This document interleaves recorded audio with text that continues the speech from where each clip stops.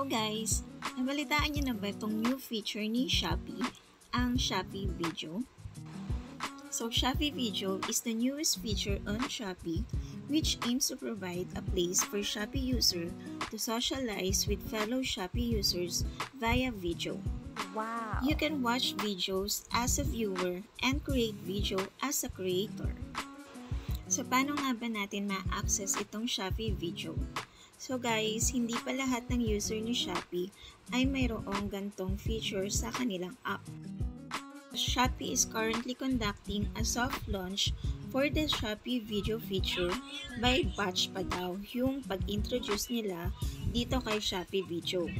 Nag-start lang tong Shopee Video noong November 13 this year, 2023, halos nung isang araw lang. So ikaw, kung meron ka ng Shopee Video sa app mo, malamang kasama ka na sa unang batch na makakagamit ng feature na to ni Shopee. And guys, merong pa post to win si Shopee. Check nyo yung mga email nyo at pag nakita nyo to, mag-register na kayo dyan at malay nyo, isa pa kayo sa manalo. All you have to do is mag-post lang ng mag-post ng content nyo sa Shopee Video from November 13 yan to December 31. Paano gamitin ang Shopee Video? Pag-open nyo ng Shopee app, makikita nyo tong Shopee Video sa menu on the bottom navigation bar. Next, you will be taken directly to the trending page. Ayan, you can change the following and trending top options by swiping right or left at the top of the page. Dito sa following tab, dyan yung makikita yung mga creators na pina-follow nyo. Sa trending tab naman, dyan yung makikita yung mga recommendation based on your interests and those of other Shopee users. You can view the next video by swiping the screen up to see the next video and swiping the screen down to return to the previous video.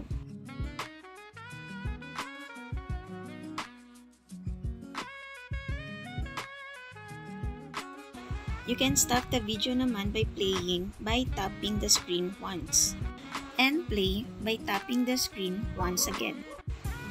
You can also follow a creator by selecting the plus icon on the creator's profile photo to follow the creator. And like a video by selecting the heart icon or tap the video screen 2 times. And pwede ka rin mag-comment. Select mo lang yung comment icon and then mag-type ka ng gusto mong i-comment. And that's it. You can also share videos by selecting the share icon to share videos with fellow Shopee users or social media. Pwede mo siyang i-share sa IG, FB, WhatsApp. You can also follow the music or sounds and use them in your video. Ganun lang siya guys, hindi naman siya komplikadong gamitin. Kung user kayo sa kabilang app, parang ganun lang din siya. And malaking bagay ito para sa mga affiliator at content creator kasi hindi mo na kailangang balis ng Shopee para makapag-post ng mga video or content nyo. Kaya nakakatuwa to na meron na ring Shopee Video sa ating Shopee app. And that's it guys. Please follow and subscribe na rin for more update kay Shopee Video.